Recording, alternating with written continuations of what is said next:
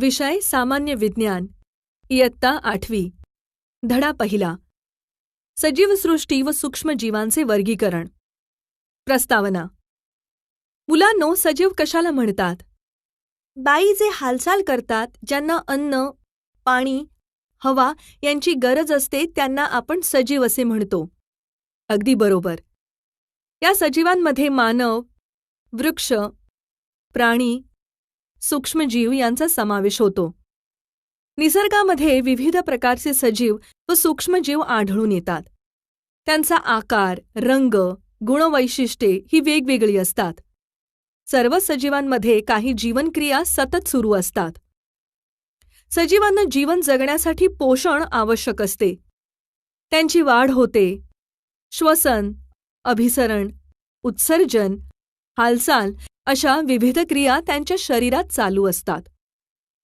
ते प्रजनन करतात व त्यांचा मृत्यूही होतो तर या पाठामध्ये आपण सजीवसृष्टी व सूक्ष्मजीवांचे वर्गीकरण याविषयी अधिक विस्ताराने माहिती करून घेणार आहोत स्थितिकी तज्ज्ञ इकोलॉजिस्ट रॉबर्ट हार्डिंग विटाकर यांनी 1969 मध्ये सजीवांची 5 गटात विभागणी केली तर आता आपण रॉबर्ट हार्डिंग विटाकर यांनी केलेल्या सजीवसृष्टीच्या विभाजनाची माहिती घेऊया रॉबर्ट हार्डिंग विटाकर यांनी पेशीच्या जटिलतेनुसार पोषण प्रकारानुसार जीवन पद्धतीनुसार सजीवांच्या प्रकारानुसार व वर्गानुवंशिक संबंधानुसार असे निकष विचारात घेऊन सजीवसृष्टीचे 5 गटात विभाजन केले आहे आता हा बाजूचा तक्ता पहा या तक्त्याचे निरीक्षण केले तर आपल्याला पंचसृष्टी वर्गीकरणाच्या पद्धतीविषयी कल्पना येते सजीव आदिकेंद्रकी दृश्यकेंद्रकी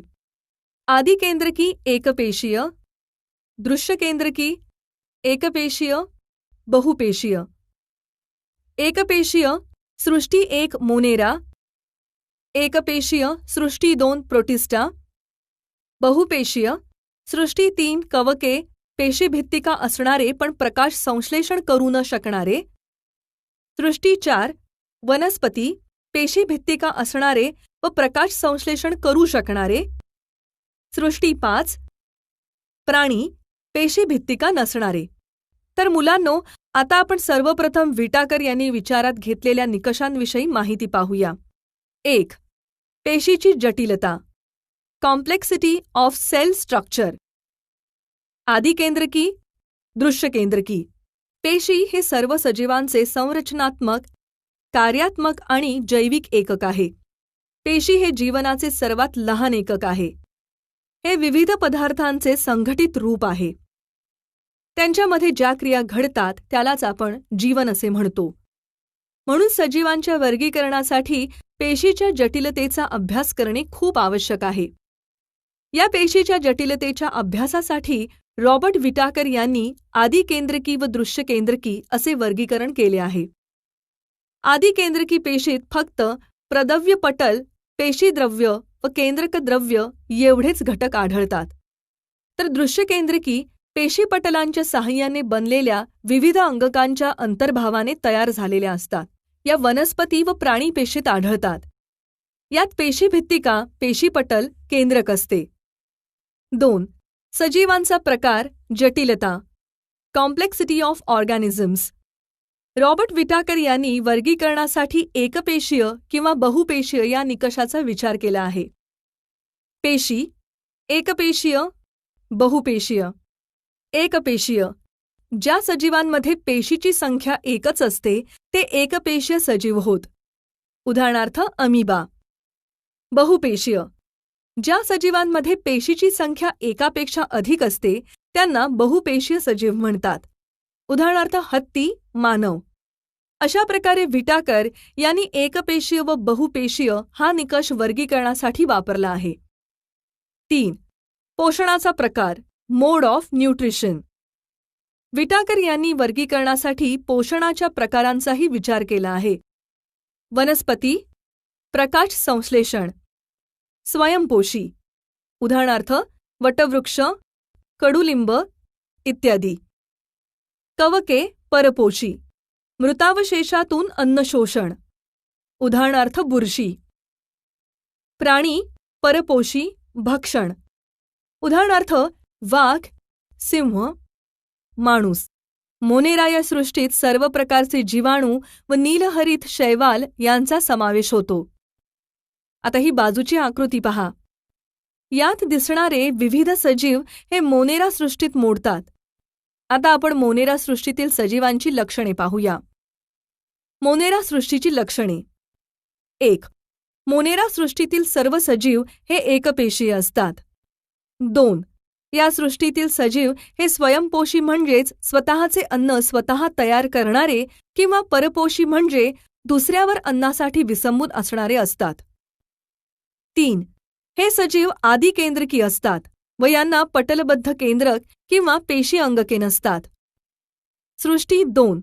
प्रोटिस्टा, पॅरामेशियम, युग्लिना, अमीबा हे सजीव प्रोटिस्टा या सृष्टीत मोडतात.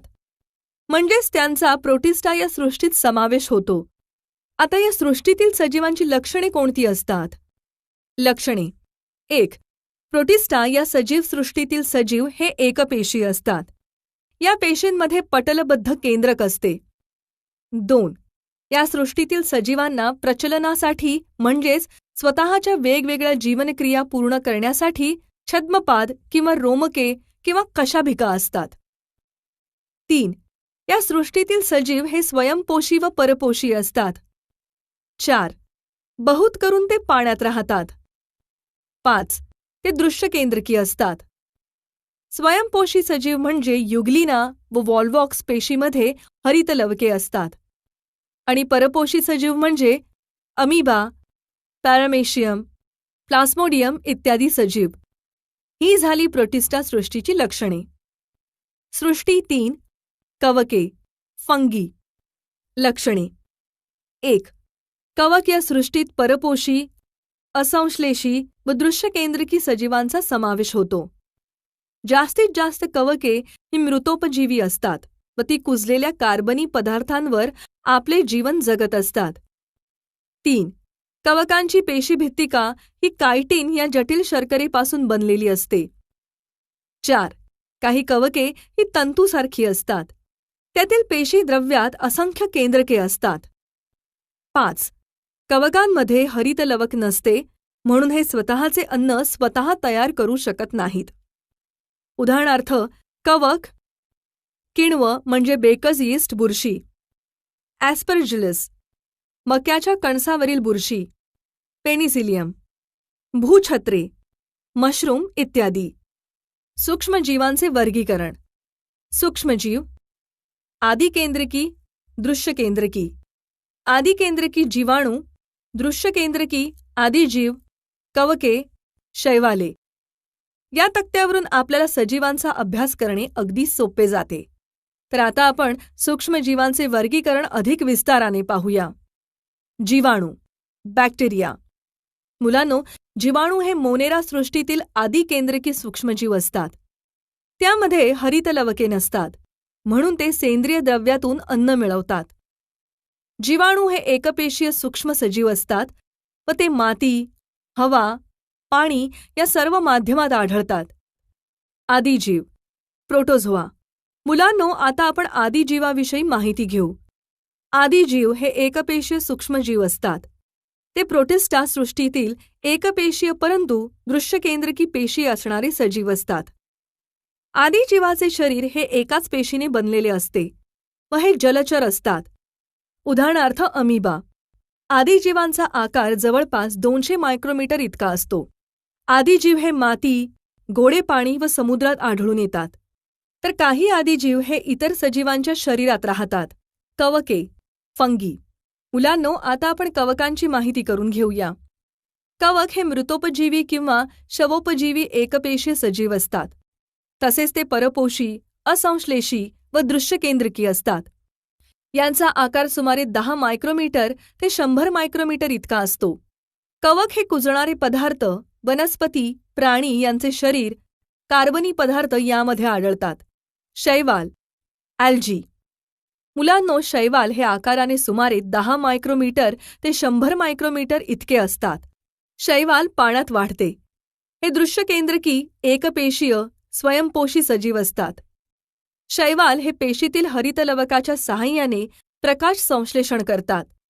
उदाहरणार्थ क्लोरेल्ला, क्लॅमिडोमोनास इत्यादी. शैवालाच्या थोड्या जाती या एकपेशीय आहेत, तर बहुसंख्य जाती या बहुपेशीय आहेत. त्या डोळ्यांनी सहज दिसतात.